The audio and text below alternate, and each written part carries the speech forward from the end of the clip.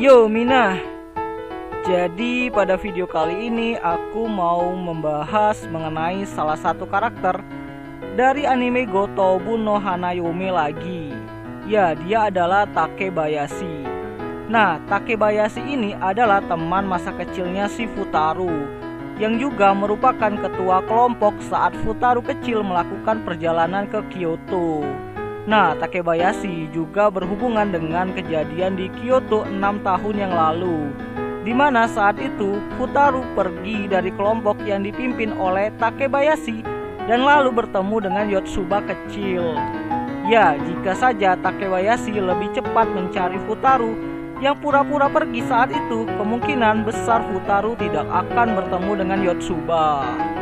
Ditambah lagi, nanti pada arc festival sekolah, Takebayashi akan kembali bertemu dengan Yotsuba dan mengajak Futaru untuk berkeliling.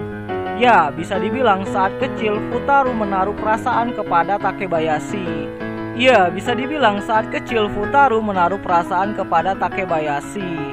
Namun karena sikap Takebayashi yang terlihat lebih fokus membuatnya tidak terlalu memperhatikan Futaru. Meski sebenarnya Takebayashi juga khawatir dengan keadaan Futaru. Nah, karena kepintaran dari Takebayashi dalam melihat kepribadian orang lain, ia dapat mengetahui bahwa Yotsuba adalah gadis Kyoto yang ditemui oleh Futaru. Ya, pada awalnya Takebayashi hanya mengira bahwa hanya ada 4 orang gadis kembar, dan baru mengetahui bahwa hanya Yotsuba yang tidak pernah ia temui dulu, dan mulai menyimpulkan bahwa Yotsuba lah gadis Kyoto yang diceritakan oleh Futaru waktu kecil. Ya, Futaru sempat bercerita mengenai gadis yang ia temui di Kyoto dengan Takebayashi.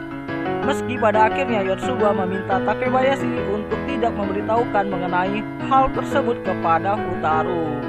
Nah, jadi dulu itu ada teori yang mengatakan bahwa Takebayashi adalah pemenang di akhir cerita, karena menganggap semua dari kembar 5 menolak untuk menikah dengan Futaru. Teori itu dulu dikenal dengan gadis ke-6. Nah, meski pada akhirnya Futaru tetap menjadikan Yotsuba sebagai pengantin di akhir cerita dan memilih Yotsuba sebagai pemenang dari kisah Gotobu no Hanayome ini. Nah, segitu saja dulu ya untuk informasi mengenai karakter yang bernama Takebayashi ini. Jadi jika kalian punya informasi lain, boleh bantu aku dengan tulis di kolom komentar ya. Terima kasih.